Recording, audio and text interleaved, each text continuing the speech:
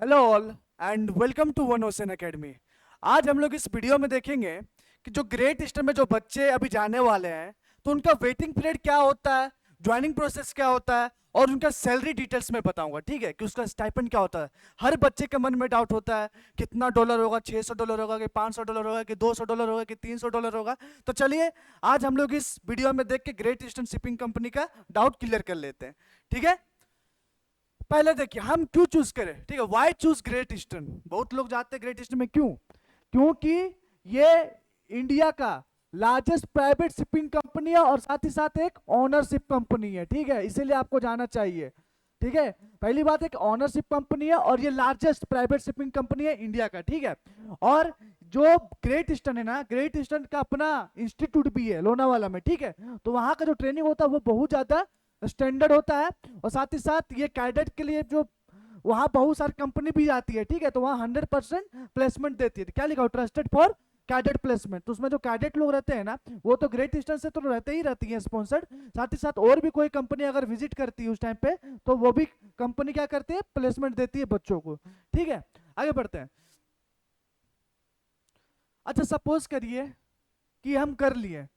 देखिए सपोज करें कि हमने तो डीएनएस कोर्स कर लिया, इसके बाद क्या होने वाला। देखिए सबसे पहले waiting time for first vessel, ये फर्स्ट वेसल का वेटिंग टाइम मैं बता रहा हूँ इधर। ठीक है, after completing documentation medical and एसटीसीडब्ल्यू।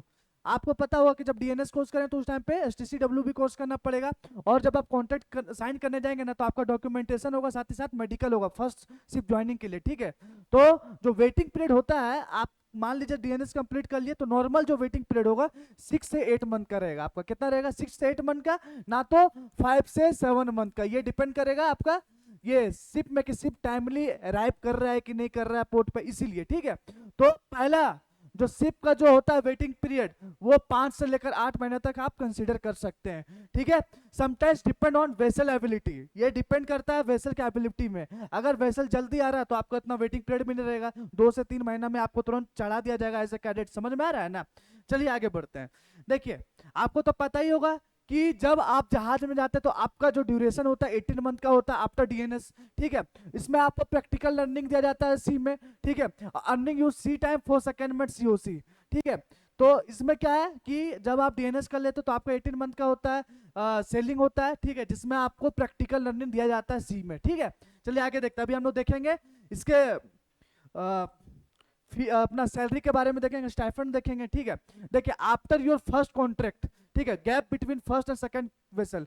Suppose करिए आपने 5 महीना के बाद पहला शिप ज्वाइन कर लिया। ठीक है, और मैं बता दूं ग्रेट ईस्टर्न में जो होता है, जो कॉन्ट्रैक्ट पीरियड होता है वो 7 महीना से लेकर 9 महीना के बीच में रहता है। ठीक है, हो सके आपको 9 मंथ तक के लिए जहाज में रखेंगे, हो सके आपको 7 मंथ के लिए रखेंगे। ठीक है, तो देखिए जो आप जब आपका मान लीजिए कॉन्ट्रैक्ट कंप्लीट हो गया तो पहला से लेकर सेकंड जो शिप है उसका बीच का जो वेटिंग पीरियड होता है वो नॉर्मल होता है 5 से 6 महीने का। कितना का होता है? 5 से 6 महीने का होता है। ठीक है, can very based on performance medical and status and vessel requirement. ठीक है, वेसल के रिक्वायरमेंट में भी डिपेंड करता है। ठीक है, आपके स्टैंडर्ड प्रोसीजर में भी डिपेंड करेगा सेकंड वाला जो जहाज होगा आपका। वैसे जो टिपिकली जो वेटिंग पीरियड रहता है एक सेल के बाद वो 5 से 6 महीना का रहता है। ठीक है, तो gap between first and second vessel का कितना रहता है? 5 से 6 महीना का रहता है। किस में रहता है? ग्रेट ईस्टर्न में रहता है। चलिए आगे बढ़ते हैं। ठीक है, अब आता है बात कैडेट का। क्या कैडेट को कितना पैसा मिलता है? मैं तो समझ गया कि पहला जहाज जो होता है वो 5 से 8 महीने के बीच का होता है वेटिंग पीरियड। जब हम एक बार चढ़ जाते हैं जहाज में तो मुझे 9 महीना का कॉन्ट्रैक्ट मिलता है, 9 या 8 महीने का कॉन्ट्रैक्ट मिलता है। फिर जब आते हैं घर, इसके बाद जब सेकंड ज्वाइनिंग करते हैं तो उसका बीच का जो टाइम पीरियड होता है 5 से 6 महीने का होता है। लेकिन आपको पता है कि ग्रेट ईस्टर्न में कैडेट को कितना मिलता है? कैडेट को मिलता है $400। कितना मिलता है? $400। ठीक है, फोर, ये क्या, $400 फिक्स फॉर कैडेट। ठीक है, इससे ना ज्यादा मिलेगा आपको ना ही कम मिलेगा। तो ग्रेट ईस्टर्न में क्या है? ग्रेट ईस्टर्न में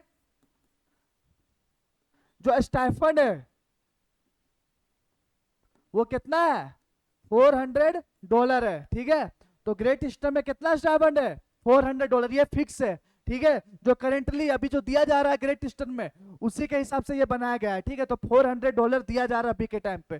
ठीक है, जिसमें आपको फ्री फूड रहता है, एकोमोडेशन ऑन बोर्ड जो भी रहेगा सारा कुछ फ्री रहेगा। ठीक है, no extra expenses during sailing, sailing के टाइम में आपसे कुछ एक्स्ट्रा पैसे नहीं लिया जाएगा। ठीक है, यही बात है। चलिए उसका थोड़ा सा मरी देख लेते हैं। तो देखिए 5 to 6 month wait after selection, selection होने के बाद आपका 5 से 6 मंथ का होता है आपका वेटिंग पीरियड। फर्स्ट कॉन्ट्रैक्ट जो होता है आपका 9 से 12 महीना तक होता है, वैसे 12 महीना कंपनी नहीं करवाती है, ठीक है, लेकिन नॉर्मल अगर रिक्वायरमेंट पड़ी कैडेट को, ठीक है, तो कंपनी वाले एक्सटेंशन दे के 12 महीना भी खींच सकते हैं, ठीक है। तो वैसे जो होता है फर्स्ट कॉन्ट्रैक्ट कितना दिन का होता है, कितने महीने का होता है, वो होता है आपका 7 से लेकर 9 मंथ तक होता है, ठीक है। अगर रिक्वायरमेंट पड़ने पर आपको 12 मंथ भी रखा जाता है जहाज में, ठीक है, 12 मंथ भी रखा जाता है। वैसे तो as per the DG shipping 12 month allow नहीं है, पर 9 मंथ अलाउ है, ठीक है। तो 9 मंथ रखा जा सकता है, आपको 10 मंथ तक भी रख सकते हैं, ठीक है। बट अगर ज्यादा रिक्वायरमेंट है तो आपको 12th मंथ भी रखते हैं, ठीक है। देखिए 5 से 6 मंथ लगता है आफ्टर फर्स्ट कॉन्ट्रैक्ट, ठीक है। जैसे मान लीजिए पहला कॉन्ट्रैक्ट के बाद कितना लगेगा टाइम आपको, 5 से 6 महीने का लगेगा। और कैडेट का सैलरी क्या होता है, फिक्स है, $400 फिक्स हो गया है, ठीक है। फाइनल एडवाइस यही है कि मर्चेंट नेवी एक पूरे तरह से एक डिसिप्लिन और पेशेंस वाला जॉब है, ठीक है। जिनको डिसिप्लिन और पेशेंस जिनको नहीं है ना, वो मर्चेंट नेवी में नहीं आया तो अच्छा है, ठीक है। इसमें आने के लिए आपको बहुत ज्यादा पेशेंस चाहिए, ठीक है। Waiting type is common, not rejection. बहुत लोगों को लगता है, देखिए 5 से 6 महीने तक आपको अगर कंपनी नहीं चढ़ा रहा है जहाज में, तो आपको ऐसा फील होगा कि शायद मुझे लगता है कि रिजेक्ट कर दिया। ऐसा बात नहीं है, ये हर कंपनी का, ग्रेट ईस्टर्न क्यों, सिनर्जी का देखिए, बीएसएम का देखिए, वो लोगों का भी कम से कम सालों भर चला जाता है वेटिंग पीरियड, ठीक है।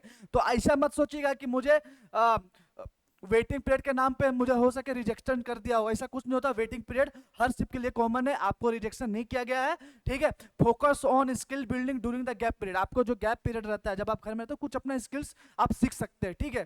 तो आज के लिए इतना ही, ठीक है। तो मैं बता दूं कि ग्रेट ईस्टर्न में $400 फिक्स है कैडेट के लिए, और जो नॉर्मल वेटिंग पीरियड है 5 से लेकर 7 महीने तक है, ठीक है। ये नॉर्मल वेटिंग पीरियड है, और जो कॉन्ट्रैक्ट जो मिलता है ग्रेट ईस्टर्न में 7 महीने से लेकर 9 महीने तक मिलता है।